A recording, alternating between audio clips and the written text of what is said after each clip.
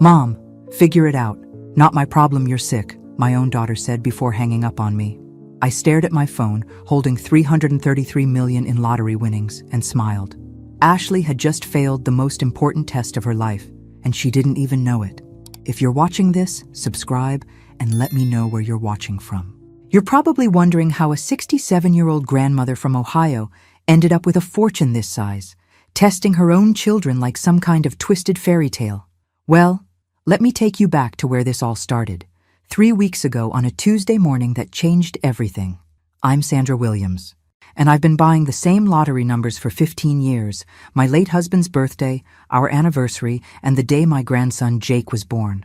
Call it sentiment, call it stupidity, but those numbers meant something to me. Frank, my neighbor, always joked that I was throwing away good coffee money. "Sandra, the odds of winning are worse than getting struck by lightning while being eaten by a shark," he'd say every week as I walked to Miller's Corner store. That Tuesday started like any other. I was having my morning coffee, watching the news, when they announced the Mega Millions numbers. I wasn't really paying attention until I heard the first number. 14, then 23, then 31. My hands started shaking as I grabbed my ticket from where it was magneted to the refrigerator. All 6 numbers matched perfectly. $333 million. After taxes, still over 200 million. More money than I could spend in 10 lifetimes. My first instinct was to call Derek, my son, then Ashley, my daughter, then little Jake. Well, not so little anymore at 20. I wanted to share this miracle with the people I loved most, but something held me back.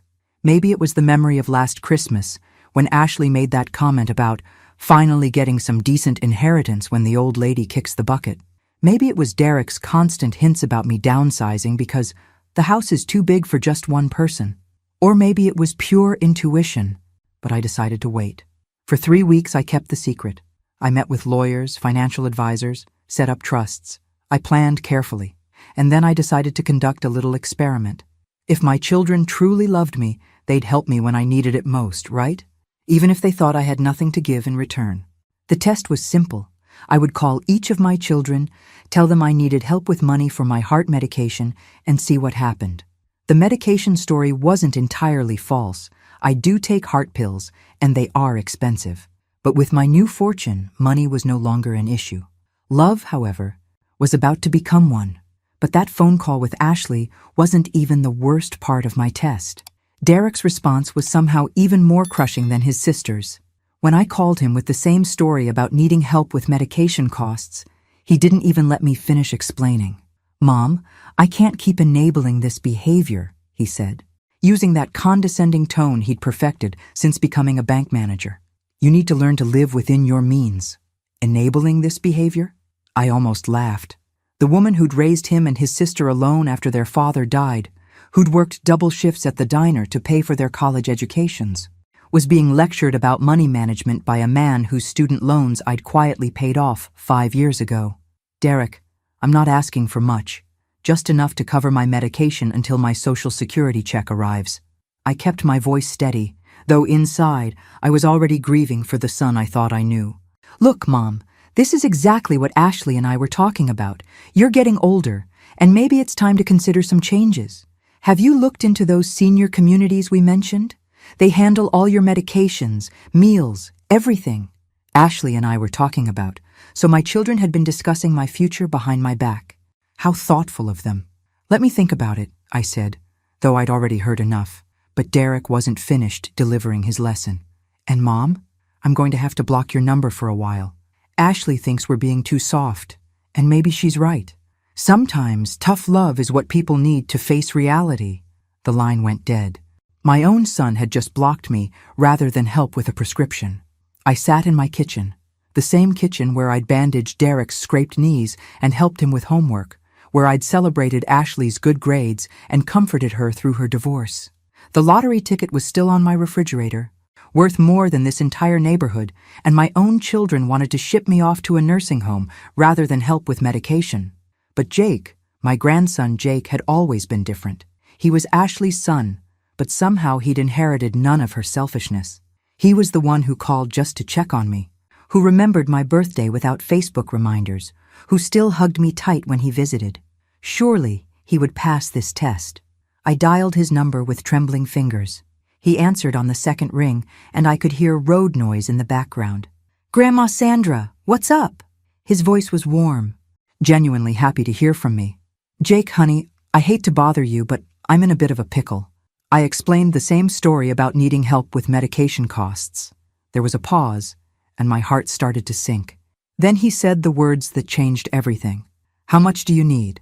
"I've got about 500 in savings, and I can drive down this weekend. Are you okay? Do you need me to take you to the doctor?" $500. It was probably every penny he had saved from his part-time job at the campus bookstore. He was offering me his entire emergency fund without hesitation, and he wanted to drive 400 miles just to check on me. "Oh, sweetie, I couldn't take your money," I said, tears streaming down my face. "Grandma, you've never asked me for anything, ever. If you need help, I'm coming. No arguments." After I hung up, I knew what I had to do. Jake had passed the test with flying colors. But his mother and uncle? They were about to learn a very expensive lesson about family loyalty. That weekend, I bought Jake a new car. You should have seen the look on Ashley's face when she pulled into my driveway Sunday afternoon and saw the brand new silver Honda Civic parked next to my old Toyota. Jake was washing it in the driveway, grinning from ear to ear. "Whose car is that?"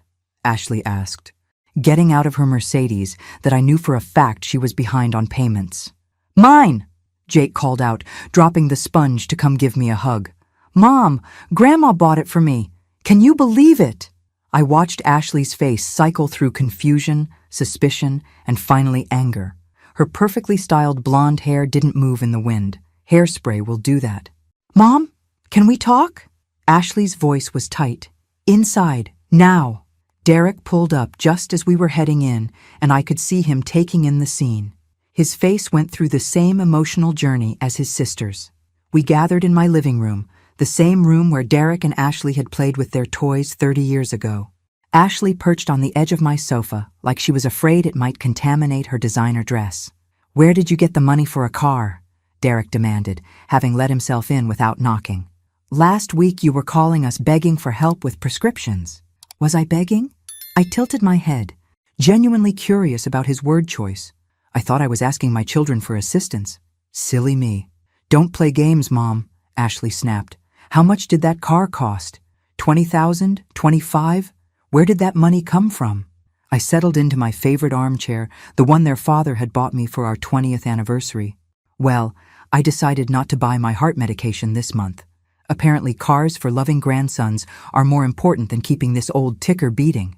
Ashley gasped. "Mom, that's crazy. You can't stop taking your medication." "Oh, now you're concerned about my health? How thoughtful." I kept my voice sweet, but I could see Derek catching on to my sarcasm. "This is insane," Derek muttered, running his hands through his thinning hair. "Jake, get in here!" My grandson appeared in the doorway, still beaming. At 20, he had his mother's dark eyes, but thankfully not her selfish heart. "Jake, you can't accept this car," Derek said firmly. "Your grandmother clearly isn't thinking straight. She stopped taking her medication to buy you a car. That's not love. That's mental illness." "Uncle Derek, what are you talking about?" Jake looked genuinely confused. "Grandma's fine. We had a great talk yesterday about college, my job, everything. She's sharper than all of us." "Son, your grandmother called us last week begging for money," Ashley chimed in. "Now suddenly she has $25,000 for a car? Something doesn't add up." Jake's expression shifted, and I could see him putting the pieces together. This boy was smart. Scholarship to Ohio State. Studying business. He looked at his mother, then at his uncle, and I saw understanding dawn in his eyes. "You called them asking for help?" he asked me quietly. I did. I told them I needed assistance with my medication costs. "And what did they say?" Derek and Ashley suddenly found the carpet very interesting. The silence stretched until Jake filled it. "They said no, didn't they? My own mother and uncle refused to help you with medicine. You need to stay alive." "Now, Jake, it's not that simple," Derek started, but Jake held up his hand. "But when I offered to help, you bought me a car instead." Jake's voice was soft with wonder. "This whole thing was a test, wasn't it, Grandma?" Smart boy. But his mother and uncle were about to get much smarter, too. A test? Ashley's voice rose to that pitch dogs probably found painful. Are you seriously telling me this was all some elaborate scheme? I looked at this woman I'd given birth to, with her perfectly styled hair and her designer handbag that cost more than most people's monthly rent. Scheme is such an ugly word, Ashley. I prefer to think of it as a character assessment. Derek started pacing, which he'd done since he was a little boy whenever he was upset. This is manipulation. Mom, pure and simple manipulation. Is it manipulation when someone shows you their true colors? I asked, keeping my voice calm. I made a simple request for help. Jake immediately offered everything he had and wanted to drive 400 miles to check on me. You, Derek, lectured me about enabling behavior and blocked my number. Ashley told me it wasn't her problem. Those were your choices, not mine. We had valid concerns, Derek protested. You've been struggling financially, making poor decisions? Have I? I stood up and walked to my desk, pulling out a folder I'd prepared for this moment. Let's talk about poor financial decisions. Derek, remember when you bought that motorcycle 2 years ago? The one you couldn't afford? Who quietly paid off your credit card debt so you could get financing? Derek's face went pale. Ashley turned to stare at her brother. And Ashley, that spa retreat you took after your divorce? When you were getting back on your feet? Who do you think covered your rent for 3 months while you found yourself? How did you… Ashley started, then stopped. I know about all of it. Every emergency loan you never paid back. Every favor you forgot to acknowledge. Every time you took my help for granted while planning what you'd inherit when I'm gone. I sat back down, amazed at how calm I felt. Did you really think I was going to spend my remaining years being treated like a convenient ATM by my own children? Jake was staring at his mother and uncle like he'd never seen them before. You guys have been taking money from Grandma while complaining about your finances to me? While telling me you couldn't help with my textbooks because money was tight? That's different, Ashley said weakly. How is it different? We're adults with responsibilities. You're a college student. Jake shook his head in disgust. No, Mom.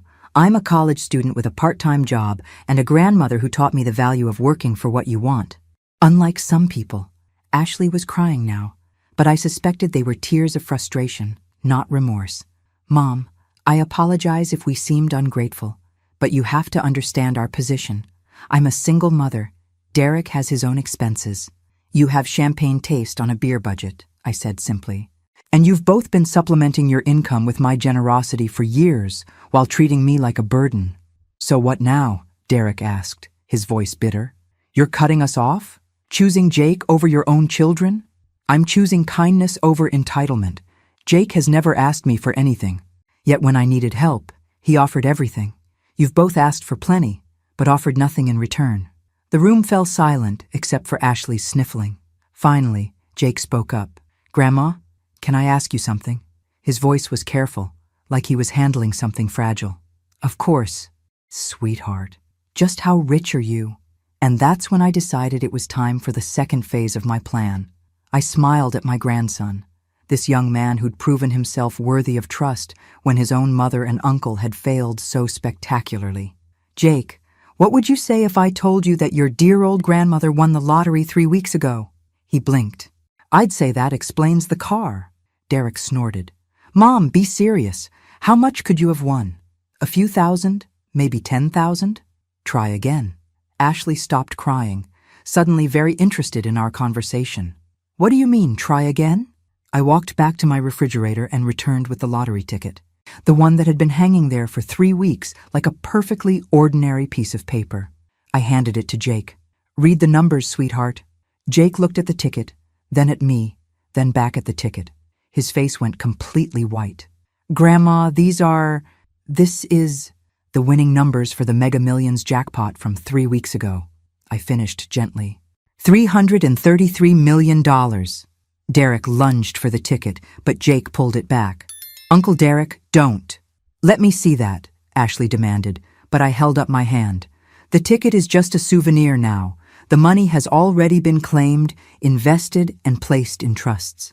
I settled back into my chair, enjoying the look of pure shock on their faces. Turns out when you're worth over $200 million after taxes, a $25,000 car is basically pocket change. The silence that followed was magnificent. Derek's mouth was opening and closing like a fish out of water. Ashley had gone from pale to red to pale again. 200 million? Derek finally whispered. Give or take a few million in investment returns this week. I couldn't help the satisfaction in my voice. Amazing how the market responds when you have that kind of capital to work with. Ashley found her voice first. Mom, we had no idea. When you called asking for help, if you'd known I was rich, you would have helped me? I shook my head. Ashley, do you hear yourself? You would have helped your mother if you knew there was something in it for you? That's not what I meant, she backtracked quickly. Isn't it? I turned to Derek. Son, let me ask you something.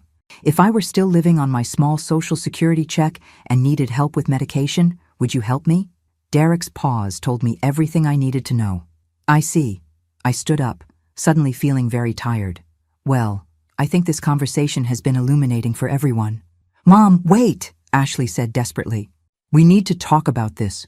We need to figure out how to move forward as a family. We? I raised an eyebrow. Ashley, 20 minutes ago, you hung up on me when I needed help. Derek blocked my number. Now you want to talk about family? Jake was still staring at the lottery ticket like it might disappear. Grandma, I can't accept this car. This is too much. And that right there was why this young man was about to become my only heir. But Derek and Ashley were about to find out just how expensive their greed had become.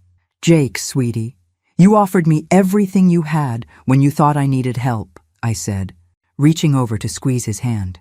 That car isn't charity. It's a thank you gift from someone who can finally afford to say thank you properly. Derek had moved beyond shock into what I could only describe as desperation. Mom, I know we handled this wrong, but we're family. We can work through this. Can we? I looked at him steadily. Derek, in the 3 weeks since I won this money, how many times have you called just to check on me? How many times has Ashley? They exchanged glances. We've been busy, Ashley said weakly. But Jake called me twice this week, just to chat, to tell me about his classes, ask about my garden, see if I needed anything. I turned to my grandson. And when I said I needed help, what did you do? I offered to drive down immediately, Jake said quietly. With your last $500, I added. Meanwhile, your mother and uncle, who I've financially helped for years, told me to figure it out myself and suggested putting me in assisted living. Derek ran his hands through his hair again. Okay, yes, we made mistakes, but you have to understand the position we were in. Money's been tight for both of us. Ashley's dealing with single motherhood. I have my own bills. Derek! My voice was sharp enough to cut glass. Stop. Just stop. I walked to my desk and pulled out a thick manila folder. Do you want to know what I did during these 3 weeks while I was planning my little test? I hired a private investigator. Ashley went dead white. Derek took a step backward. I wanted to know exactly how my children were spending money while claiming to be struggling. I opened the folder. Derek, your motorcycle payment is $600 a month. Ashley, your spa visits average $400 monthly. Between the two of you, you spent $2,000 at restaurants last month alone. You had us investigated? Derek's voice cracked. I had my financial situation investigated. You see, when you're worth this kind of money, you want to make sure your assets are protected from people who might take advantage of your generosity. I smiled sweetly. The investigator's report was quite thorough. Jake was looking back and forth between his mother and uncle, like he was watching a tennis match. What did the investigator find? Well, your mother and uncle have been living well beyond their means for years. The designer clothes, the expensive hobbies, the luxury purchases, all funded by credit cards and occasional bailouts from dear old mom. I pulled out a spreadsheet. Over the past 5 years, I've given or loaned your mother and uncle $63,000 combined. Not one penny has been repaid. We would have paid you back, Ashley protested. With what money? You're both barely making your minimum payments as it is. I closed the folder. But here's the interesting part. The investigator also looked into something else for me. Derek was gripping the back of the sofa so tightly his knuckles were white. What else? Your discussions about my estate. Apparently, you've both been quite vocal at family gatherings about how much this house might be worth, how my life insurance policy would help with your financial situations, and how it would be such a relief when I finally— what was Ashley's phrase?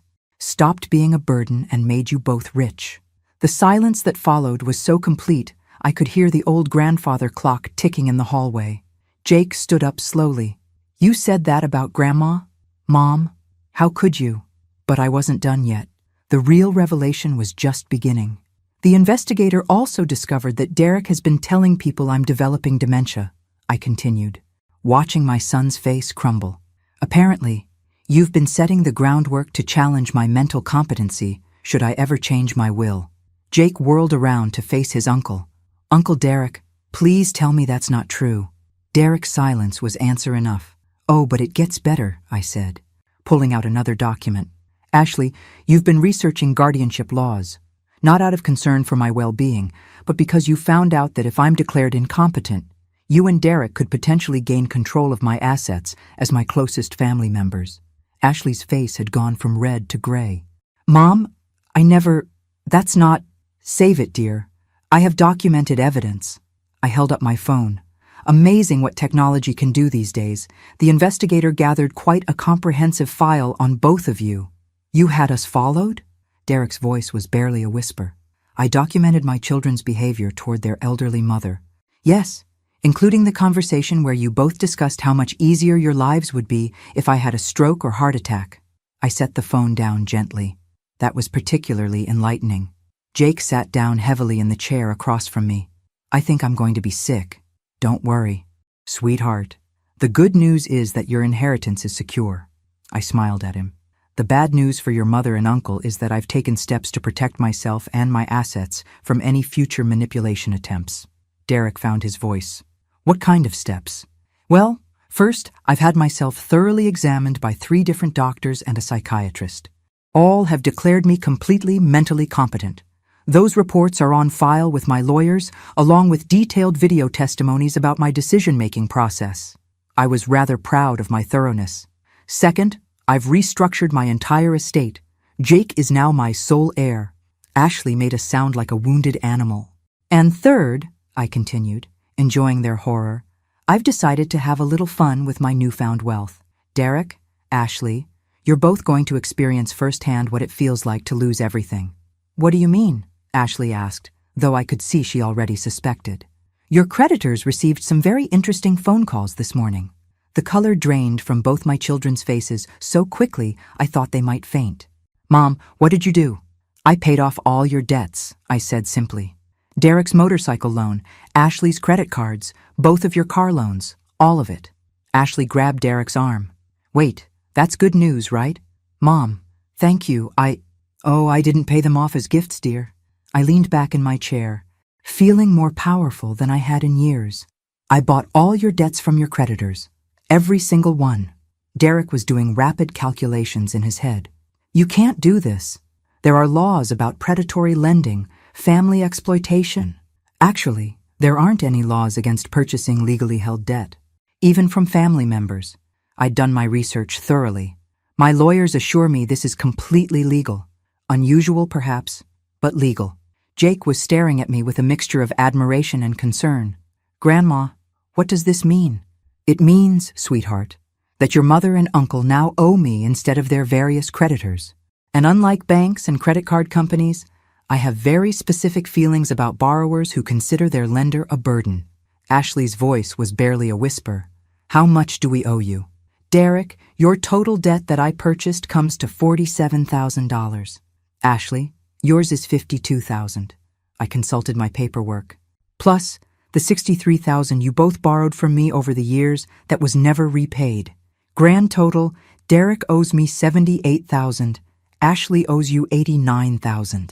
Derek sat down hard on my sofa. Almost $80,000? That's impossible. Plus the new terms I've implemented as your creditor. 24% annual interest, compounded monthly, no minimum payments, full balance due in 30 days, or I begin legal collection proceedings. We don't have that kind of money, Ashley said, tears streaming down her face. I know. Derek's savings account has $1,200. Ashley's has about $800. I'd done my homework. Which brings us to your options. What options? Derek asked desperately. You can liquidate your assets. Derek, sell the motorcycle. That should bring about $15,000 if you're lucky. Ashley, sell your car and buy something cheaper. Maybe save you $10,000. Both of you can pick up second jobs. I was ticking items off on my fingers. That might cover maybe a third of what you owe.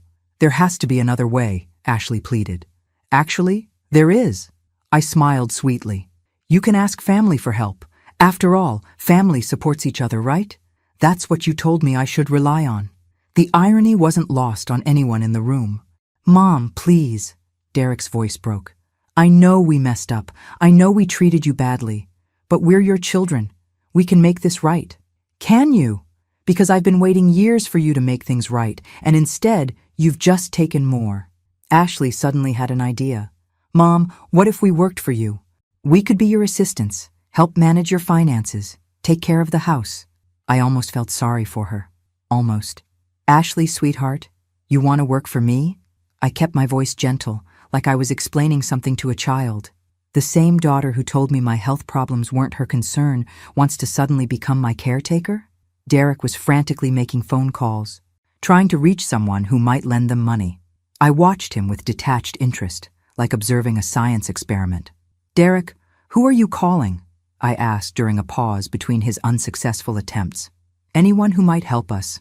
Our friends, extended family, people from work. And what are you telling them? He paused, realizing the trap. I'm telling them we need financial help, just like I needed help with my medication. I nodded thoughtfully. I wonder how many of them will tell you to figure it out yourselves. Jake had been quiet through this entire exchange, but now he spoke up. Mom, Uncle Derek, why don't you just apologize? Really apologize, not just say sorry because you got caught. Derek stopped dialing and looked at his nephew. I am sorry, Jake. We both are. Sorry for what, specifically? I asked. I want to hear you say it. We're sorry for not helping you when you asked. Derek's words came out slowly, like he was pulling teeth. And for taking your money without paying it back over the years. And? Ashley jumped in. And for saying mean things about you behind your back. Getting warmer. What else? Derek's shoulders sagged. For planning to have you declared incompetent so we could control your money. And for discussing how much easier our lives would be if you died. The words came out in a rush, like he was ripping off a bandage.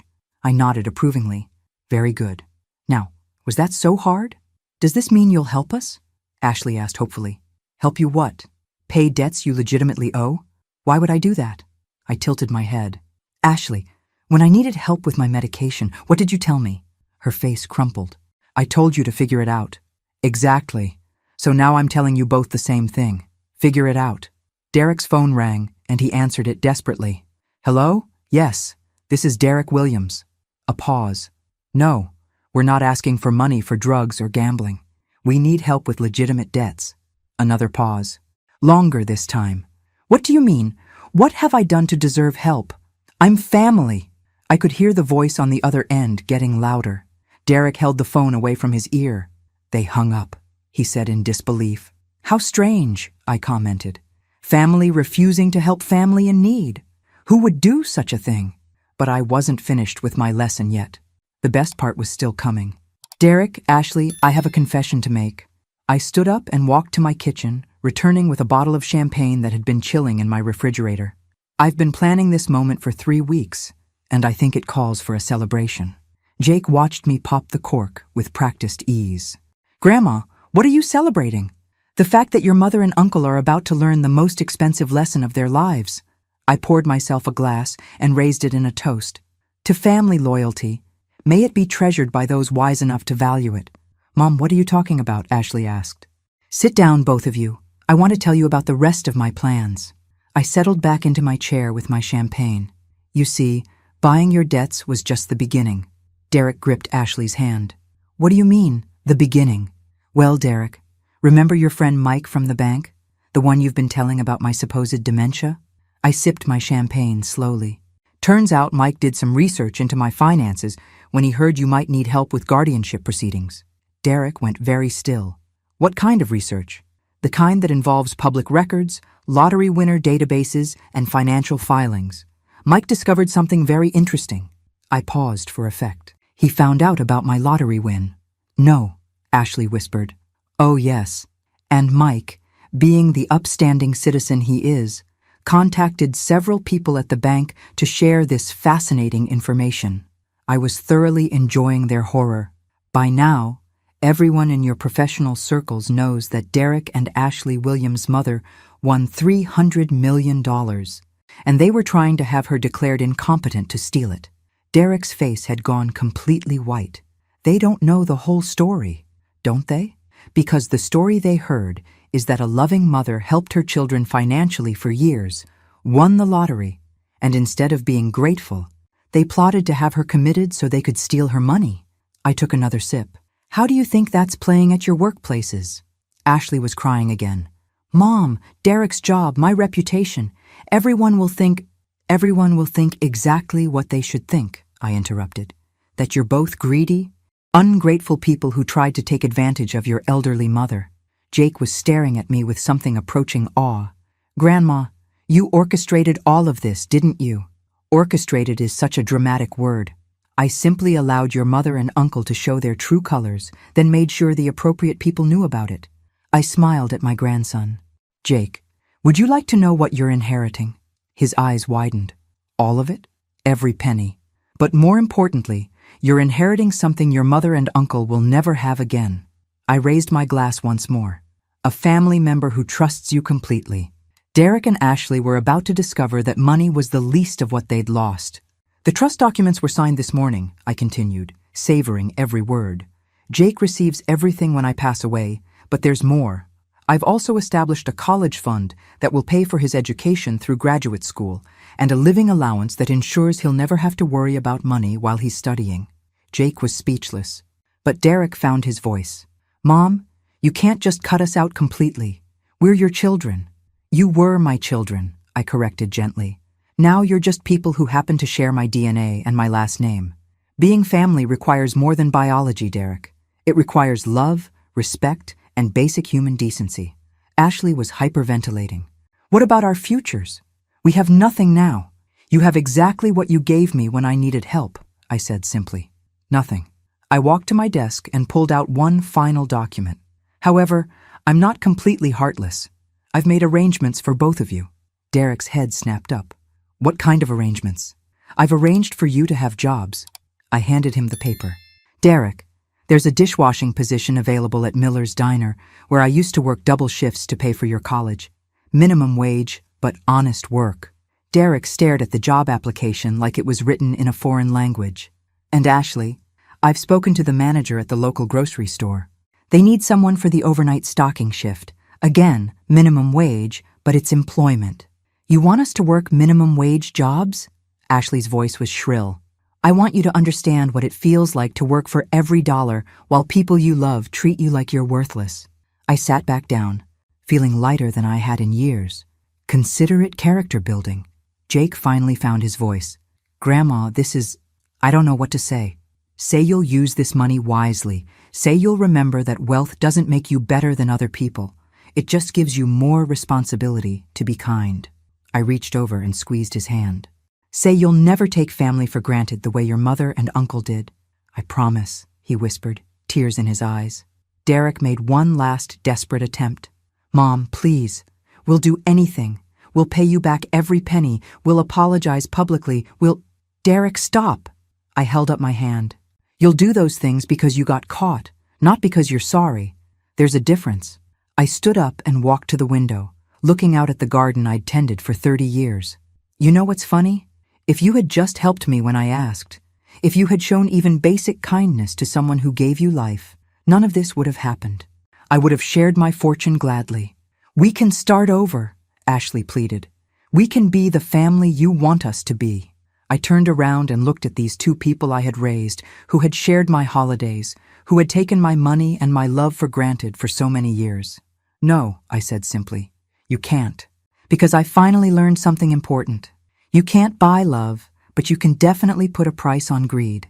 And you've both shown me exactly what that price is. Jake stood up and hugged me tightly.